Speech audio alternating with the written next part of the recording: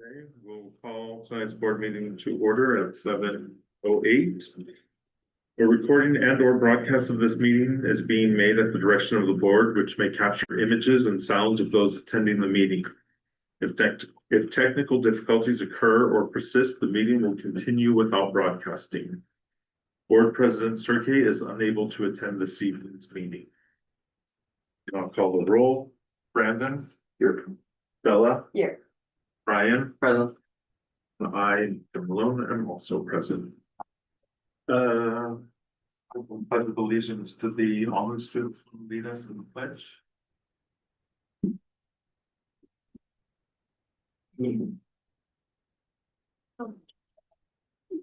Please stand.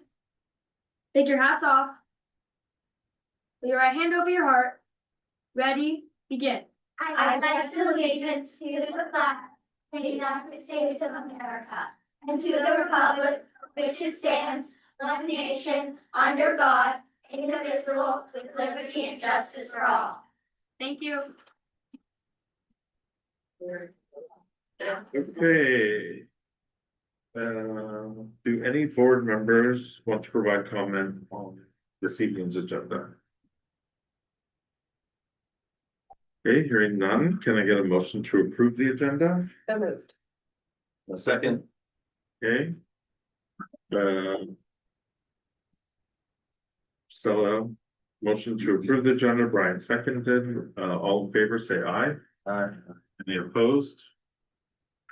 Okay, the motion passes unanimously. Then there was no action taken in closed session. Superintendent's update. Yes, a few things tonight. I wanted to let you know, thank you to Stella and Brian who were able to attend, but we celebrated our Staff and Teacher of the Year awards last week, and it was so great to bring together folks from across the district to really highlight the great staff members and teachers that we have and school psychologists that we have across the district. I wanted to let you know that each year we have a small group who selects one Teacher of the Year from the pool of the Teacher of the Years across the district to represent the district as they go on to the county. Teacher of the Year competition is not the right word, but you know what I mean. Yes, and we're thrilled that the group recognized Candace Marquis as our district Teacher of the Year. Candace is one of our amazing PE teachers. She mentors all of our new PE teachers. She works closely with Junior Olympics. She's just a great district treasurer. So we're so thrilled to celebrate Candace. And you'll be invited, I assume it will be in October again, to the county Teacher of the Year celebration. So that was really exciting. Several of us were at the Leadership Circle event for LAF last week.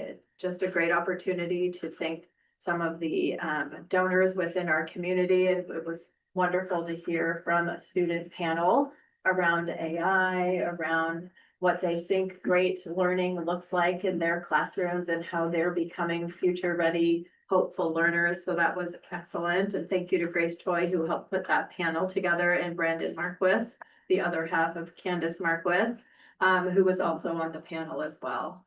Really great event. I will let Dr. Bosco later this evening talk about our student ambassadors, but it was a really highlight of my week last week. Wanted to thank Eric and Kimberly Dickerson. We met with our architect design team to talk about materials and finishes for the San Antonio campus. Really, it's always interesting to, we're getting into details of what carpet and what color paints and all of those fun things. And then just a reminder, we have open house this Thursday. Jim, are you still able to go to Oak? Does that work for you? Excellent. Stella, you'll be at Covington. Brandon and I are going to go to Santa Rita. No, you'll be gone. No, sorry. No problem. We'll get the district folk to go over to Loyola. And then Monday's the holiday. It's Memorial Day. Next Friday's a minimum day. The school year is coming to a rapid close, but lots of good things happening over the next 2.5 weeks. That's it for me. Thank you. Now on to our school presentation. I forgot to ask you, is this our last school presentation? This is our last school presentation Hey, with the mighty Almond Eagle. tell us about Almond Tremendous Eagles. And Raquel Mataroli is here to kick us off.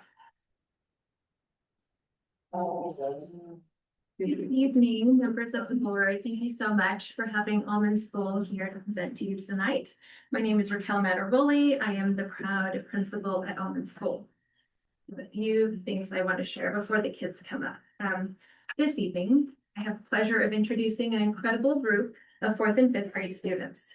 They are called the Kindness Eagles. Let's see, for the past several years as a school community, Almond has been deeply focused on creating spaces where every student feels safe, connected, and a true sense of belonging. Through student leadership, empathy, and service, the Kindness Eagles have helped bring that vision to life in meaningful ways across our campus. Tonight, our students will share how they are building a culture of kindness and inclusion at Almond and the impact this work is having on our school community. At this time, I would like to invite Ms. Nguyen, Ms. Harvey, and our student presenters to the podium.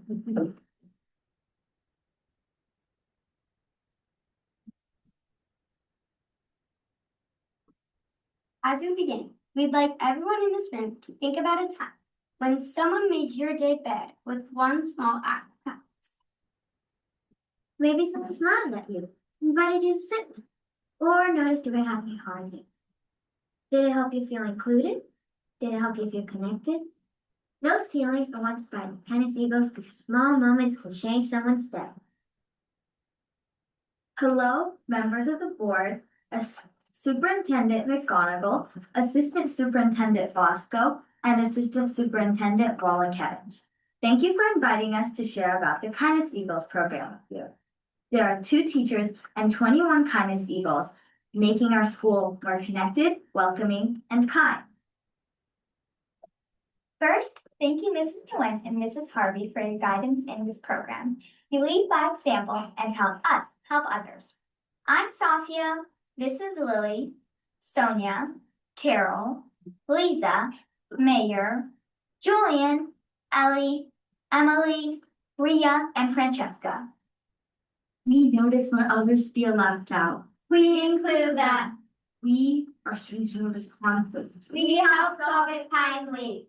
We are students who notice loneliness. We choose connection. Small moments can change someone's day.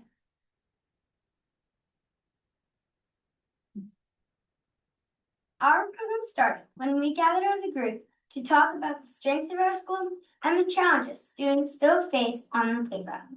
We realized that many conflicts happened because students didn't always know how to solve problems kindly or include others. Those ideas helped us see a need for our school, and they inspired us to turn our observations to action. We'd like the board members to participate in something for 10 seconds. Please turn to someone near you and give them one genuine compliment.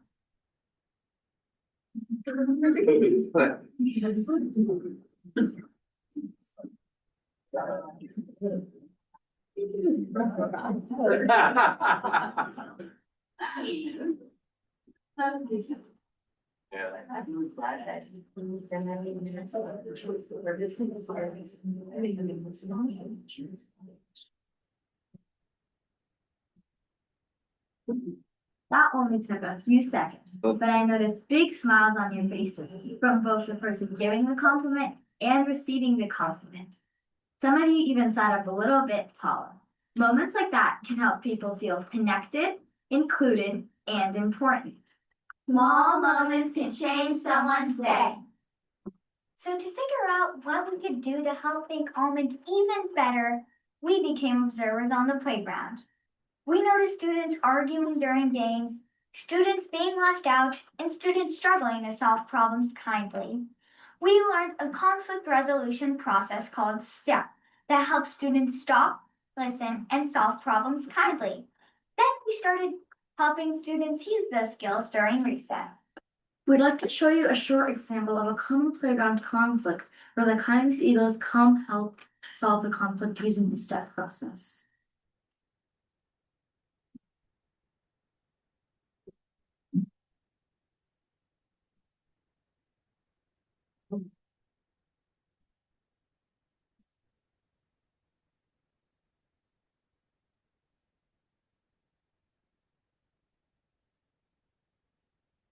Here we have Sophia and Carol, who are having name calling and friendship problems. Lisa and Lily are our kindness eagles that will help solve the conflict when Sophia and Carol are back. I thought you were my friend. Well, you shouldn't have called me a jerk then. Well, you started it. No, you started it. Okay, maybe you can go to the kindness eagles. Maybe not. So, do you guys have a problem? Yeah. No big surprise. Don't worry, we're here to help. Let's use the problem-solving steps to solve your guys' conflict. Let's first say the problem. What would, I feel blank because blank went blank. I feel sad when someone calls me a bad friend because that hurts my feelings. Well, I feel mad when someone calls me a jerk because that makes me feel mad. Okay, now let's think of solutions. What would help you solve the problem? I think she should stop calling me names. Well, I think we should both apologize to each other. Now we're going to explore consequences. For example, what would happen if we look at Carol's solution and you guys held grudges and were still mad at each other, looking at Sophia's solution where guys would apologize to each other and you guys could be friends again? If we apologized to each other, then we wouldn't be mad at each other and we'd be friends again.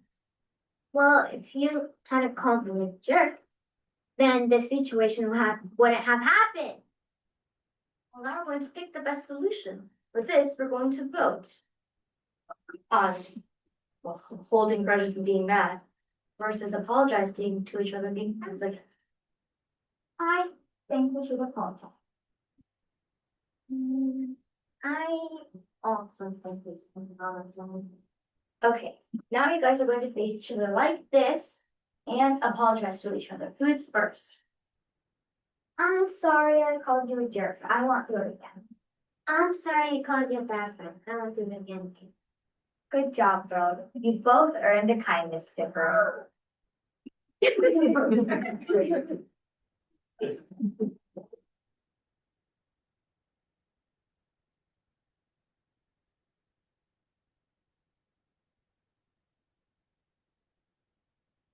Before kindness eagles, conflicts sometimes ended with students angry, crying, or walking away.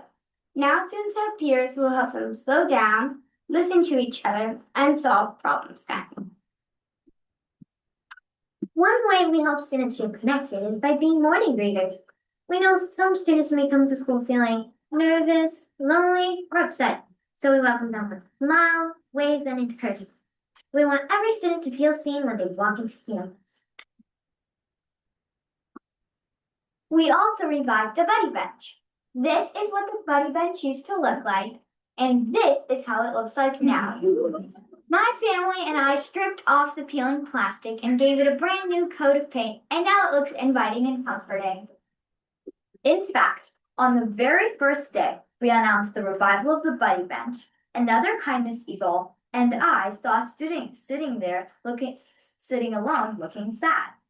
We sat next to him, talked with him, and helped him find people to play with. By the end of recess, he was smiling and happy. We believe small moments can change someone's day. We also help them with chicken and kindergarten playground. The younger students say that they feel special when older students come help them play with them. We model kindness, fairness, and problem solving.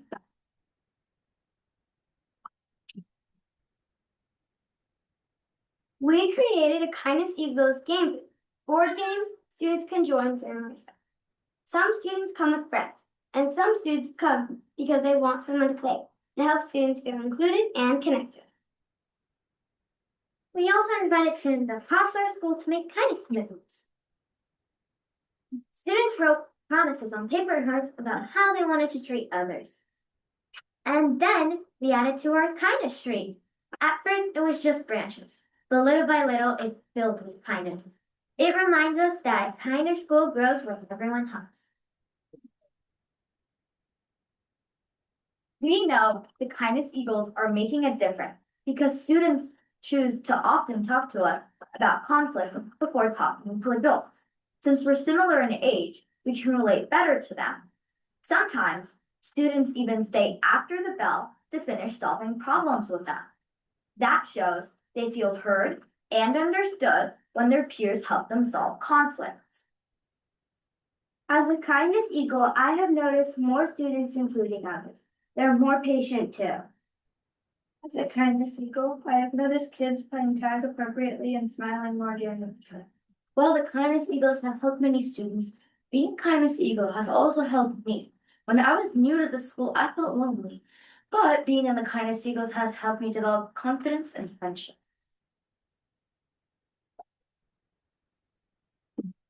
Being a kindness eagle makes me feel like I have a purpose because I get to help people feel good about themselves.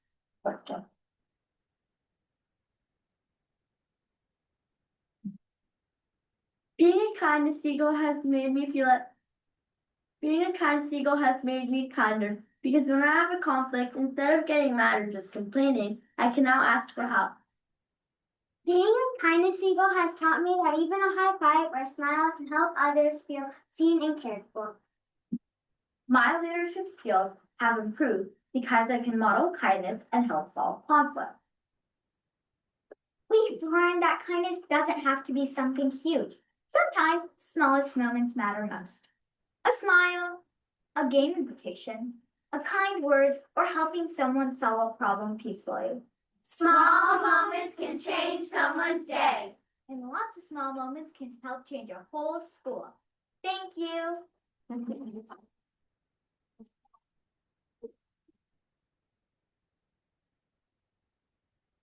That was great. Love it. Shawnee's gonna be so upset you missed that.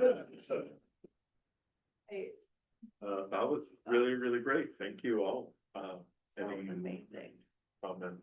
Yes, well, I thought it was extremely well rehearsed. You had got that timing down pat. And I've read about you in the Almond newsletter, so it's so nice to actually meet you in person. And I just wanted to thank you for coming tonight to share what all the good work you've been doing.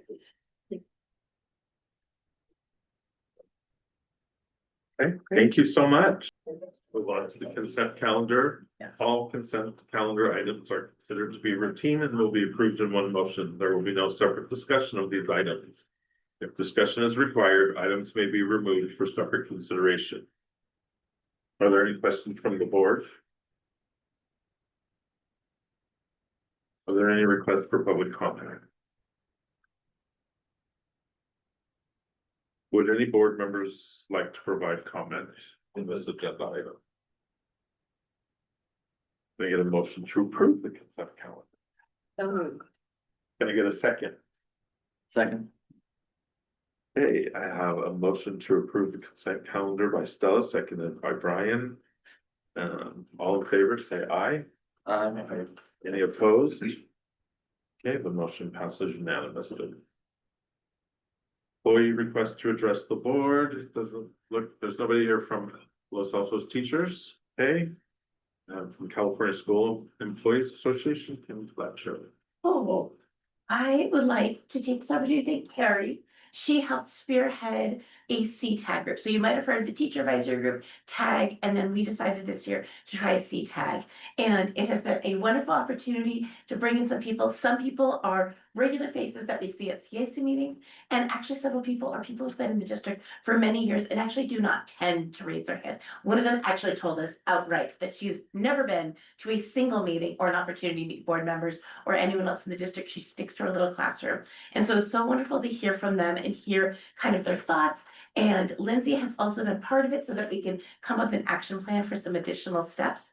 But the big thing I took away is that I wanted to share was also over and over again, they said that when you guys come on and you take that extra moment to say, hi, how is the year going? Hi, to the tech specialist and say, are your computers ready for school? That little moment of saying that you see them really does mean a lot. And so I just wanted to encourage you that when you do have that opportunity to come on our campuses, classified staff also love to see from you.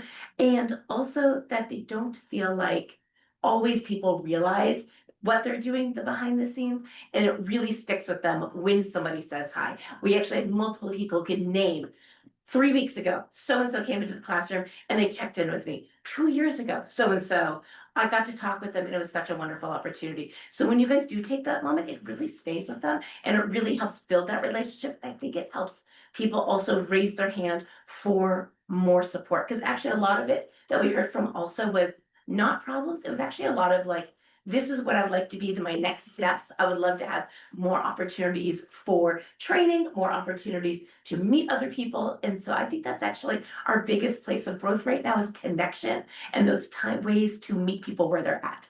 So I just wanted to thank you. Thank you, Karen. Thank you. Okay, to provide public comment on an agenda item, speaker cards are to be submitted to the superintendent. Speaker cards will not be accepted once public comment begins. Your name will be announced when it is your turn to speak.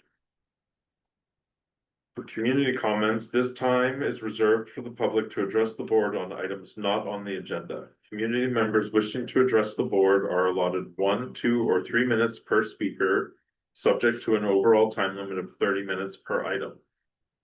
The board and administration welcome this opportunity to listen. However, the board is not permitted to discuss or take action on non-agenda items, except to instruct the superintendent to review the matter further, report back to the board at a subsequent meeting, or place the matter on a future agenda.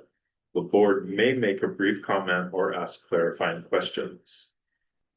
This time is reserved for members of the public and employees to address the board on items that are not on the agenda. The board is not permitted to discuss or take action on non-agenda items, except to instruct the superintendent to review the matter further, report back to the board at a subsequent meeting, or place the matter on a future agenda. The board may make a brief comment or ask clarifying questions. Looks like we have one speaker for this, Vladimir Ivanovic. You'll have 3 minutes.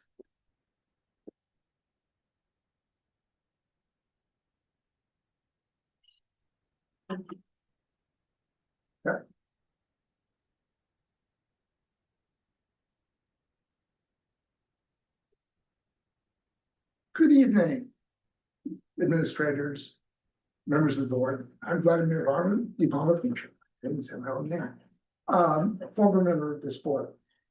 I'd like to share with you some questions about the 10th site that I think it behooves you to answer. First one is, what are you going to do if no school ends up occupying the 10th site?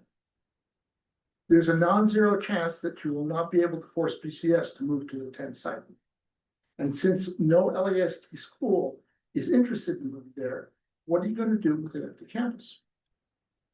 Second question is, why are you adding capacity when our campuses are currently underutilized? In 2019, our enrollment was 1/3 more than it is now, and forecasts are for continued but slow decline. So why are you adding capacity when there's no demand? Question number 3, what are you going to do if building the 10th site poisons your chances of passing a future bond measure? I don't think the community understands that building the 10th site for PCS will result in adding perhaps between $600 and $1,200 to every homeowner's property tax bill annually for 30 years. Given the outrage on Nextdoor about a $15.31 annual mosquito tax, I think the blowback is going to be severe. What then?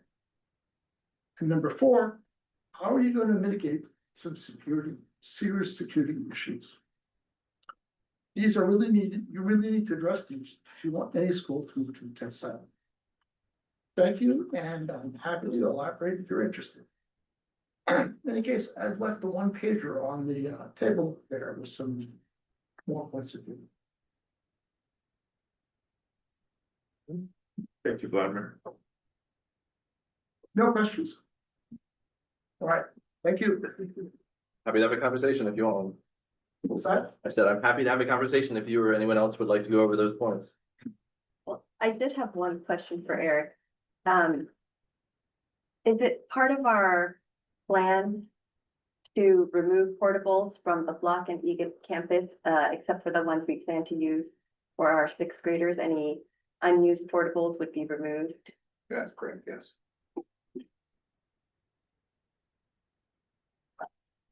Okay. All right, now on to this evening's action and discussion items.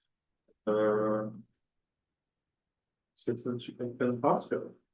I'd love to invite Claire Crane, our student and staff, well, student coordinator, student services coordinator, and Melissa Hines, school psychologist, will share an update of this year's mental health program. Thank you. Good evening. It is so unfortunate that we have to go after that wonderful presentation. Listen, I will not be like that. Yeah. Okay.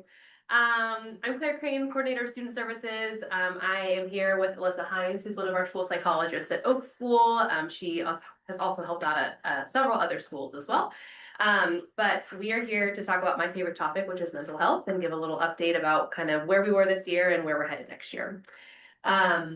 So just kind of why we're talking about this right now, we continue to see students daily, sometimes planned, sometimes unplanned, but all of our mental health providers are open for business every single day.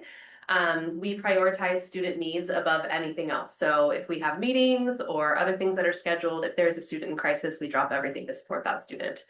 And for many families, schools are the first point of entry for mental health services, and it's oftentimes their first introduction to mental health services. That's why we think that early intervention is so critical, because we know that mental health has an impact on learning in the classroom. So just a little refresher and broad overview of the supports in Los Altos. So at our elementary campuses, we partner with an organization called Adolescent Counseling Services, or ACS. So they are mental health trainees who are at each of our 7 elementary sites, and they support students in the counseling setting. We also have a fully licensed marriage and family therapist who's at one of our school sites who sees children. And then our junior highs, we have full-time therapists at each site. And then we have our wellness centers, which we just opened last year. I know several of you were at the opening. So we've been up and running for about a year now with our wellness centers. And then district-wide, we have 9 school psychologists who are at each site across the district. Additionally, the psychologists partner with Stanford. So we have a relationship with Stanford where every other week we consult with a Stanford psychiatrist. And the role of that consultation is really to provide the school sites with services for any cases that are really acute or that span beyond the scope of school services. They help us to connect partnerships within the community. And then recently this year, we just added an on-site psychiatrist through Stanford, who is mostly stationed at Santa Rita this year. But his role is to be able to see families directly, consult with students, parents, and he can do some assessments as well. Additionally, we have a partnership this year with Pacific Clinic Services, and they are the larger company that took over CHAC. But the benefit of working with them this year is that we have signed a partnership with them, and their program is called Bloom and Soar. And they will see students outside of the school setting. So any students who either we can't see in the school setting and might not be appropriate for school-based services, they will take the students and see them for counseling services. They provide family counseling services as well. One of the great benefits of them is if families do not have access to insurance, they will help connect them to insurance and get services for families. And then of course we do see students who are in our special education program and on 504. So pretty wide scope of services. I'm gonna have Alyssa jump in and talk about what what services look like at the elementary sites. So it can really look like a few things. Individual counseling is what most of us are doing most of the time when we're seeing students. This is very tailored to their needs. It depends on the student. It's case by case. We also do small group support. So this could be social skills. It could be working on coping strategies. I don't know who was here when the tree fell on Oak, but we had very specific groups that were helping students process that event and work through it. So it really just depends on kind of the cluster of needs that we're seeing and how we can work to address them as a group, if that is what is appropriate. And then for crisis intervention and check-ins, this could look like threat assessments, risk assessments. And when this happens, it is a drop everything you're doing. And we do within our psych group have other psychs, McGonigal and Lyle McGonigal, who, if we feel like we need more hands on deck, if it's not something that we can do on our own and we just want more eyes on the situation, they also drop what they're doing and come over and help support with that. And then looking at the numbers for the year, when working with ACS, we have had 163 referrals. So 163 students that were referred to be seen, and 151 of those have been seen. The number is a little different because maybe it was that we were referring them to be seen outside of school. Maybe their needs were a little bit bigger than the scope of what we can address within the school setting. or potentially a student or parents deciding it's not something that they want to proceed with. So 151 is the number of students that we're seeing total. And then on top of that, individual students seen by a school psychologist is 54 students. And then that's across our 7 elementary sites. That's not including our middle school numbers. As we mentioned, ACS ran several groups. One thing we wanted to highlight is this year and last year when we started partnering with ACS, we do have continued support from Spanish speaking therapists, which has been really helpful. It's something we really appreciate. And then new this year, ACS is offering a community counseling program. So we can refer parents and students to that if they need continued support, again, if it's outside of our scope. So there are currently 8 families that are working with that, and then we have 4 more that are moving towards receiving that service as well. And then a nice little note to kind of highlight, our students really appreciate the support. It's something that's really meaningful to them, and bonds are created that are, as Claire said, it's sometimes the first access points to therapy. So dear Miss Elvie, Miss Elvie, you help me when I'm sad and scared. I like when you play with me, make projects with me, and play games with me. You're the best counselor ever. Sincerely, your student. P.S. You are the best counselor ever. They wanted to drive that point home. Okay, and then I'm gonna talk about our junior high services. So at junior high, we also do one-to-one counseling. They have small group supports. Like I said, there's full-time mental health therapists, and then our wellness centers are really up and running this year. So at Block, there are currently 17 individual students who are seen on a weekly basis. At Egan, that number is a little bit higher with 35. But a lot of our funding for our mental health counselors at our wellness centers is through grants. And so we collect a lot of data for grant purposes. And so we just did a big data collection in March. And as of March, we had 3,579 mental health touch points. And so that could either be students who are being seen for counseling, students who are in crisis, students who are visiting wellness center, check-ins, conflict resolution, just a wide variety of mental health needs. So when I broke that down by the number of mental health counselors that we have across 2 sites, that means that a mental health provider is seeing about 5 students a day. Truthfully, I think that number is actually a little low. I think it's actually more students than that, but this is just based off of the data that we are collecting hard facts with. And then I want to highlight our wellness centers a little bit because this has been a huge success. We've gotten a lot of really positive feedback. So our wellness centers at both of our sites, Wellness Center at Egan, and they call it the Thrive and Vibe Center at Block. They're dedicated spaces for students to relax, engage with peers, have a snack, play some games. Really excited that they are both tech-free zones. So when you go there, you won't see students on computers or engaging with friends using technology. And it's really a way for our mental health therapists to connect with kids that they might not otherwise connect with. And they are there. It's open every lunch, and at some sites, it's open for brunch time as well. They do our therapists do such a great job with programming. So these are 3 events that I wanted to highlight. So at the start of the year at Block, they host a pizza party, and it's specifically tailored towards newcomer students who are new to the district, who haven't been in LASD. And the focus is really on integrating them into the Block campus and helping them make connections. So this year, they had over 50 students to create some pizza and chat at lunch together. We celebrate Kindness Week.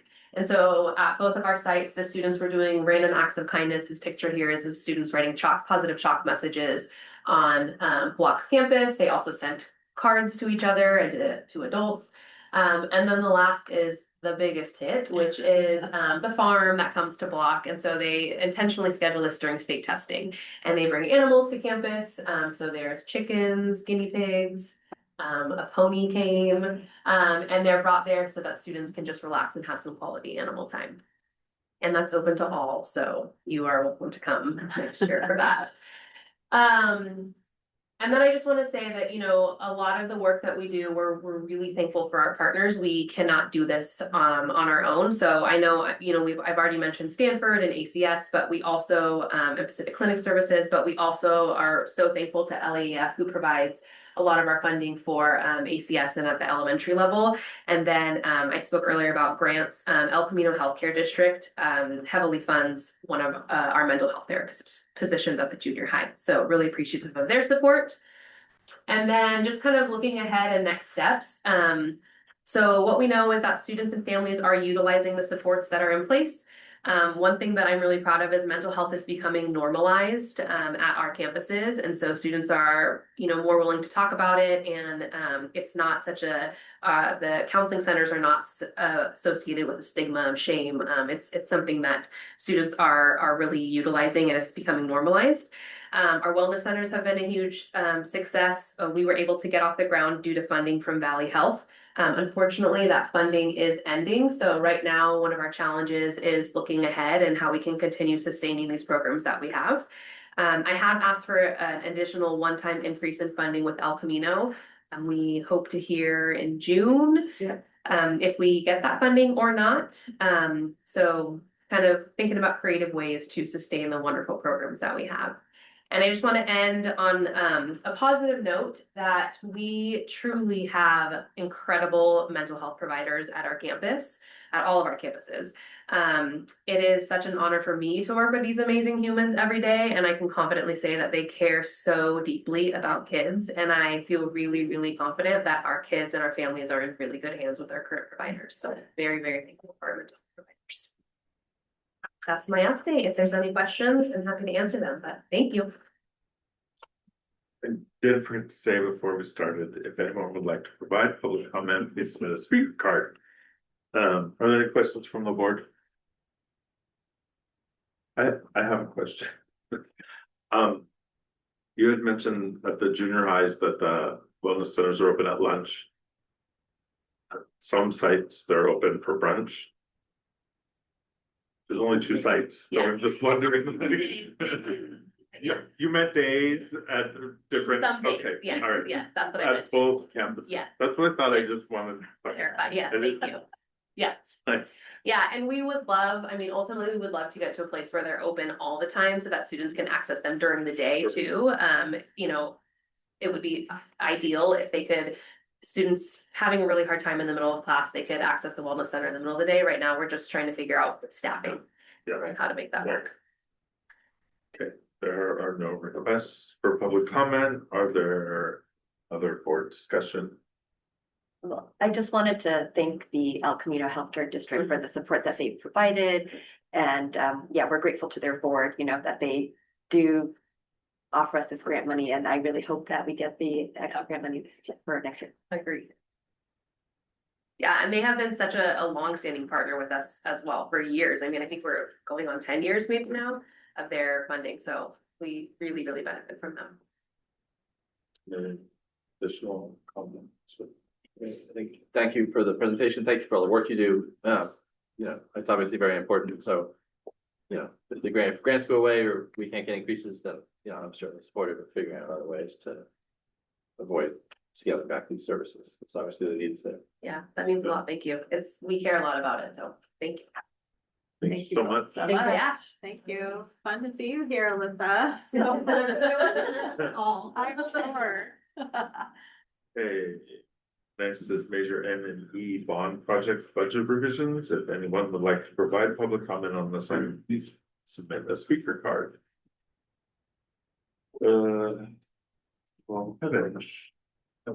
We met last week in a study session.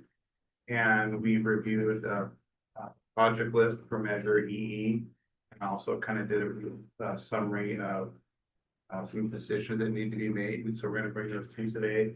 Sure, thanks. I was told you didn't. Oh, that's okay. Patience. Right. All good.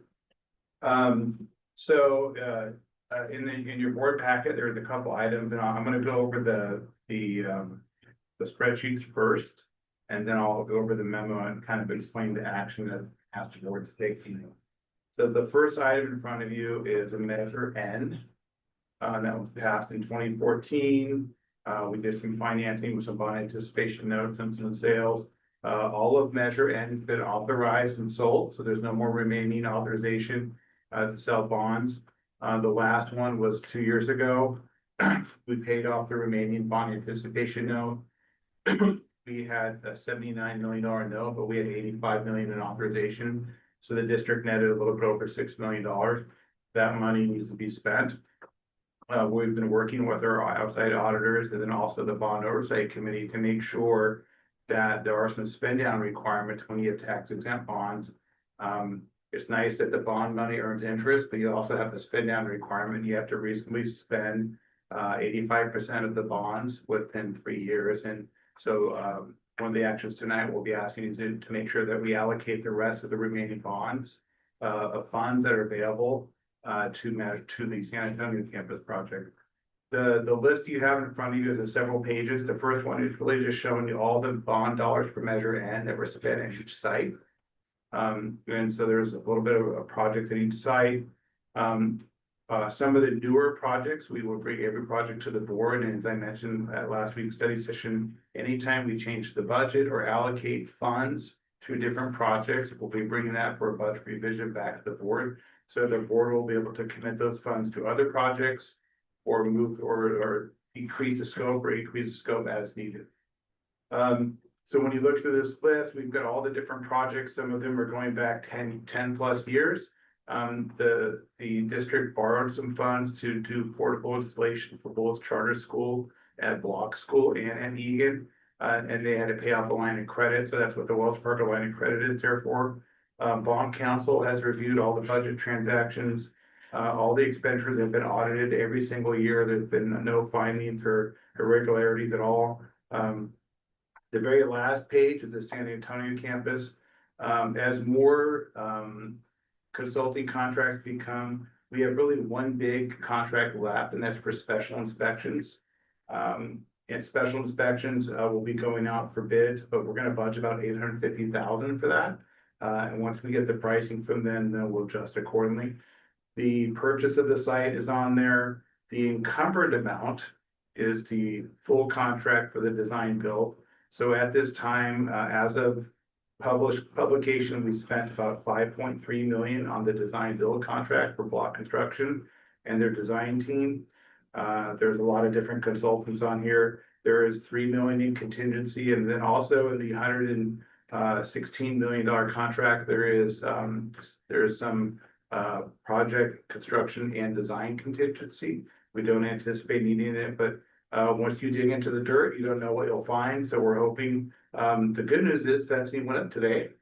So I visited the site today. Construction fencing is up around Coles and kind of on the, around the property. They're working very closely with Federal Realty to get the rest of the parking spots at their 24-hour fitness. It's difficult because people work out 24 hours a day. So they're working on getting those parking stalls fenced off. They'll be completing that tonight. So that's the first document, and I just wanted to stop and pause here if there's any questions on about Measure N. Okay. The next item is when we had our study session last week was we were looking at a potential project list really for phase 2. And phase 1 is going to be the San Antonio campus, and then work that's going to be required for middle school model, which will also happen in the fall of 2028. You know, when we look at the overall project, we try to line up a document in front of me so I can see it here.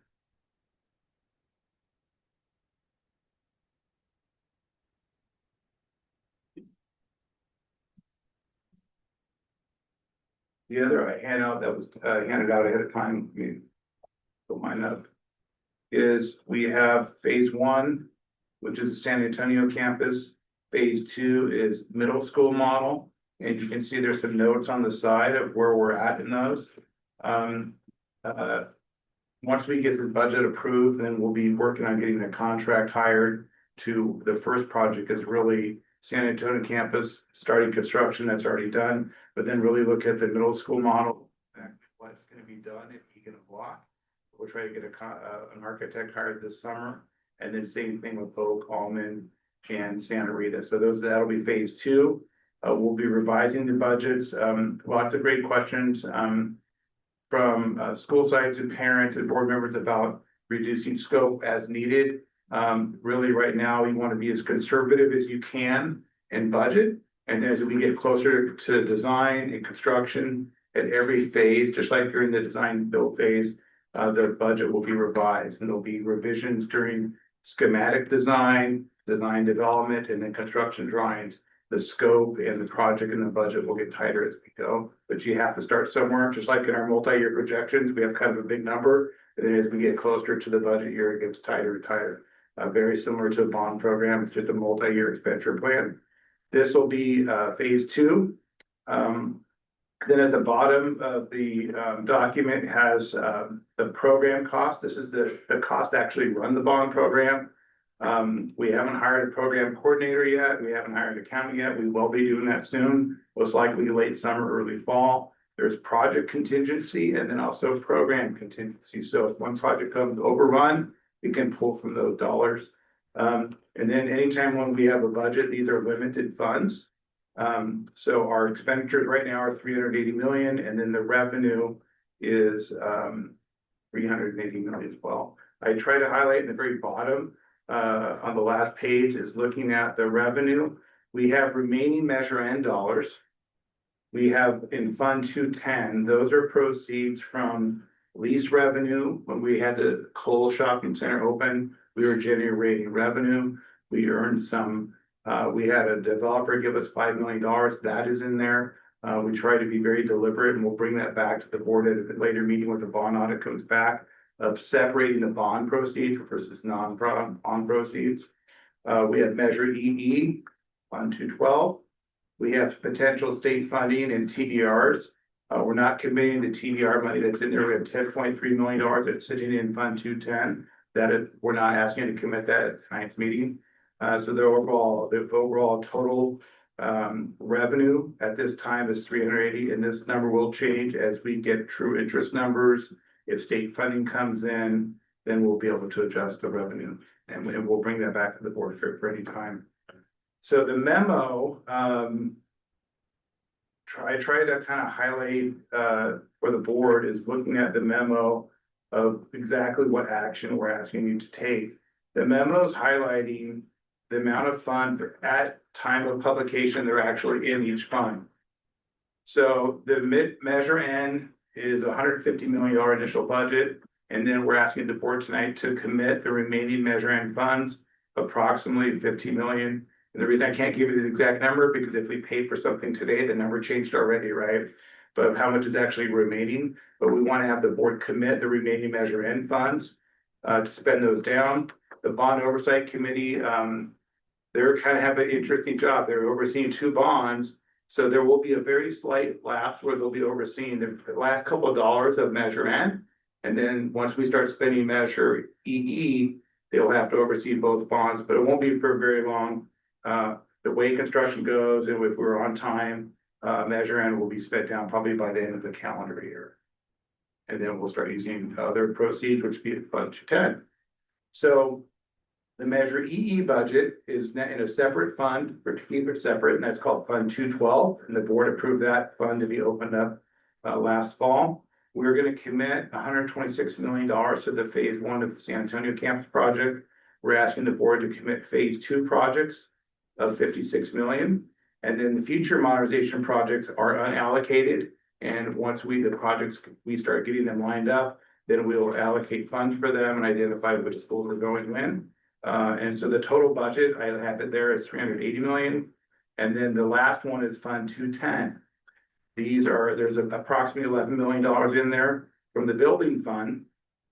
We were holding that fund for some lease revenue when we had the Waldorf school. That's kind of what was going in there. And then we started putting in some other funds from the San Antonio campus. So that fund right now has $11 million.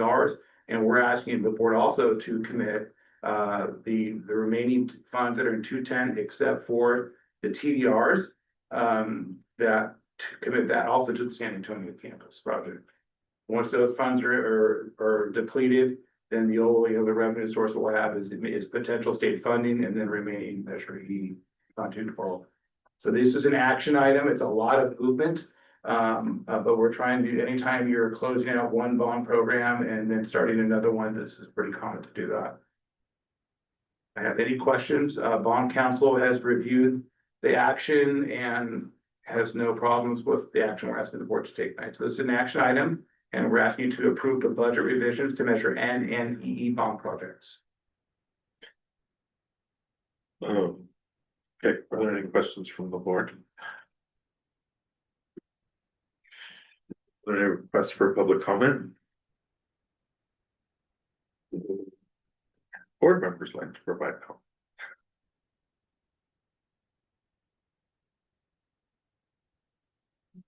Okay, can I get a motion to approve the budget revisions to measure N and EE bond projects? So moved.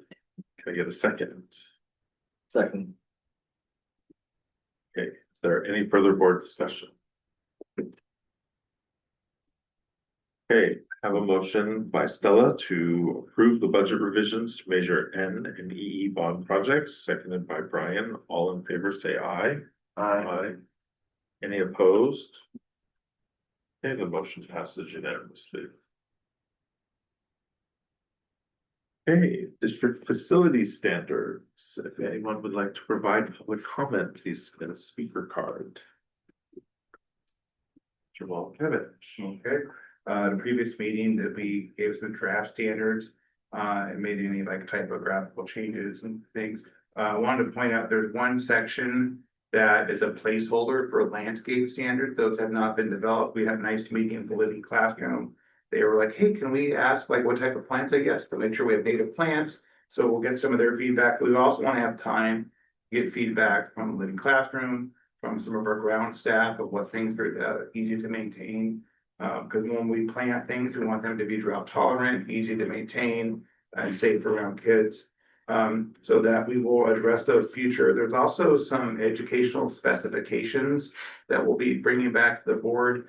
Part of our master planning and really for state funding is that we're required to have a facility master plan with a 10-year, with a deferred maintenance plan. And then you have to have some educational specifications. So we'll bring those back. So when we're applying for state funding, we can get in line for that. So this is an action item to approve the district facility standards. And Sandra, I think she really enjoyed picking out carpet and all the different finishes and cabinetry. It was really nice to have Kimberly Dickerson there, very artistic and has way better color scheme design than I do. So I appreciate having the extra support. So it was really nice. This is an action item to approve the district facility standards. Okay, are there any questions from the board? Are there any requests for public comment? Would any board members like to provide comment? Yeah. So I've sent an email to Eric, just because I want to sort of understand the context of this, and we can, in particular, the data port standard. I just sort of, as I was skimming through, I noticed that it was sort of talking about 16 data ports per classroom, which seemed like a lot in the year 2026.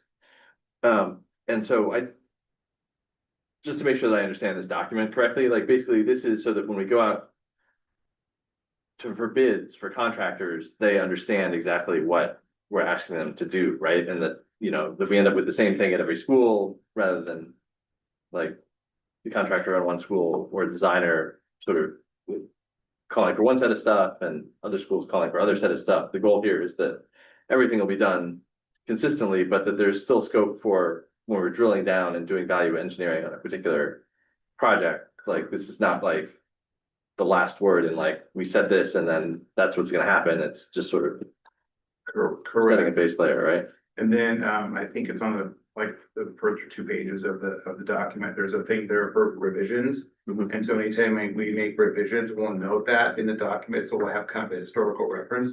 And the example used is a great one. Sometimes when we're out when you're doing trenching, you'll put in a couple extra conduits because you might need them later on. Same thing with the classroom. You might want to have extra conduits, but it is expensive to run the Cat 6 cable from the data server racks all the way to the classroom. So we'll be working with Val and our tech team to make sure we're not over engineering. And there is also value of the wireless access points that are right there. Those are pretty good in most classrooms. We want to have some flexibility, but yes, value engineering is the term where you have as you do construction drawings, the electrical contractor will say, no, you don't need that many, you need two. And then they'll help us, then that's how you save money. Right. Yeah. Well, that was my question, right? Like, it Yeah. doesn't, you know, and it's hard to see us, you know, pulling 16 Cat6 cables to a TK classroom, for Sure. example, right? So, Yeah, in the old days, I think when we had computer labs and things like that, and everything was plugged in. Yeah. right. But now there's so much wireless with the Chromebooks and other things, it's not as needed as it used to be in the past. Yeah. Thank you. Okay, I actually also have a question. I just assumed, but I would like some confirmation that there were about like who was consulted on all the materials and standards and so forth, because it's more complicated than like what the typical homeowner would know, right? Yeah, we had meetings with all the maintenance and operations staff, several meetings with them over and asking them what type of products should we be using, what has been working well, what is our standard? And then we also had assigned up some administrators. We had a couple principals, one elementary, one middle school. So we tried to get good stakeholder input. The site administrators, like the principals, they just want to make sure the HVAC units were quiet and functional. They didn't really care if it was a train or a carrier, but those are important things, controls, functionality. So those are things that the maintenance staff really looked into. And then also, you know, you want to have the same fire. You want to have the same carpet. The color might vary a little bit, but you want to have some similar standardization. And like Brian said, that it makes it easier to repair, easier to maintain. Everybody knows how to maintain that flooring material, that carpet, much easier to maintain. So yeah, standardization is the best way to do it. We're slowly doing bells and clocks and things like that, trying to get things more updated. I also appreciate the note and the emphasis of like, we want stuff that's also cheap and easy to maintain. Like, things where we're not gonna have trouble getting parts in 10 years. And, you know, we want like stuff that's off the shelf, and we're confident that for the next 25 years, it's not gonna be an issue if something dies to find replacements.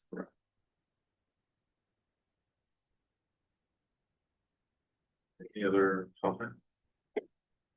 Okay, can I get a motion to approve the district facility standards for new construction and modernization? So moved. I get a second? Second. Is there any further board discussion? Okay, I have a motion from Stella, seconded by Brian, to approve the district facility standards for the new construction and modernization. All in favor? Aye. Any opposed? Okay, the motion passes unanimously. Board policy updates. If Yep. anyone would like to provide comment on this, please submit your card. Yes, just one board policy tonight for discussion. It will come back on the 1st for approval. This is our inter-district transfer policy with some updates from CSBA and a small change to the agreement with the employees for Mountain View Los Altos High School District. A small change there. Any questions from the board? Any public comment? Any discussion from the board? Okay. So board and administration comments. I think we always start with you, Carrie. Thank you. Trevor mentioned earlier that we had the most fun last week. We did by meeting a student ambassador group. We had students from all 9 schools, 6th, 7th, and 8th grade. And we asked them about their perspectives on their student experience. What's working, what could we do better? If they could change one thing tomorrow, what would it be? We talked with them about our middle school model, got their input on electives. And then my group was all about student supports. So are they accessing the wellness centers, mental health supports? What might be getting in the way? And it was just such a fun afternoon. Right.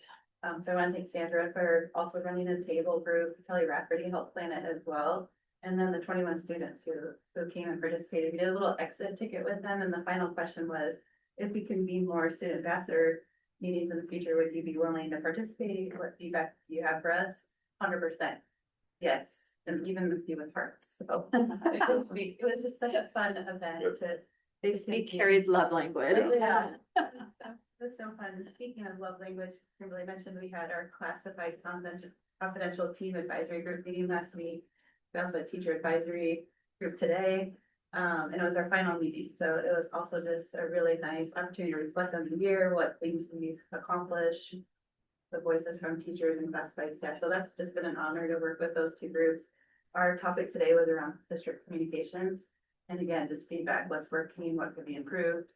And we got a lot of feedback about they love our district power page, which is all of our curriculum and instructional links and materials. They'd like to see more of an employee power page. So where can they find information about HR matters or how to submit a work order? So that was very helpful to chat with them.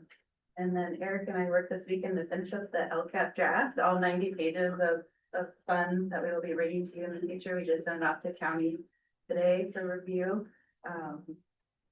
And so with that, I've been going around to all the schools and just doing very informal input sessions during their lunch times.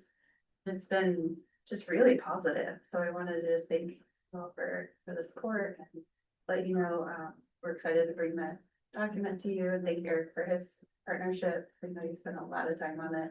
These numbers all updated. Of course. Pleasure. And I always want to acknowledge Elizabeth. We are a team and we've been working really hard on getting the budget ready. We're almost done. And then the state May revise came out and they had revised it. It's called the LCFF calculator.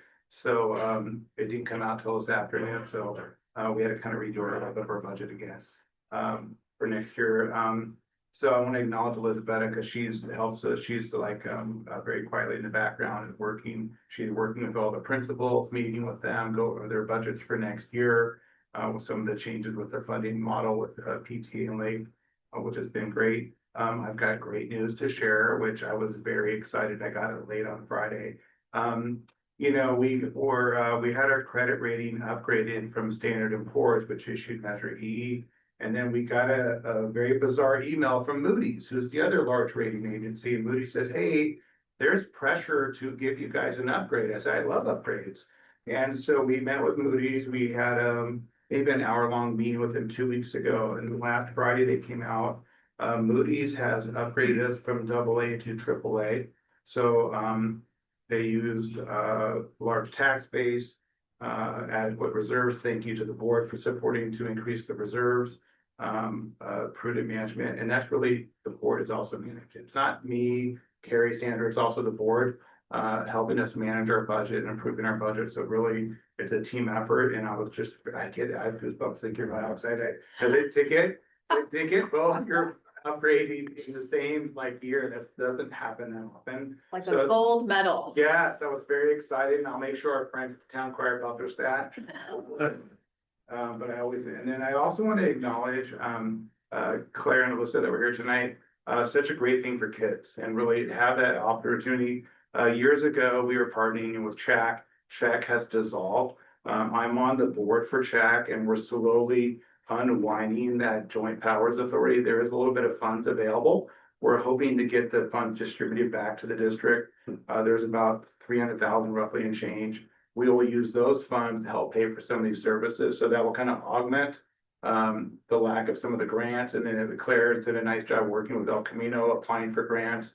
So if we can get some of the grant funding extended or increased from El Camino, get some money from CHAC, that'll help us kind of bridge maybe a year or two of funding for some of the therapists at the school sites, which was a great thing.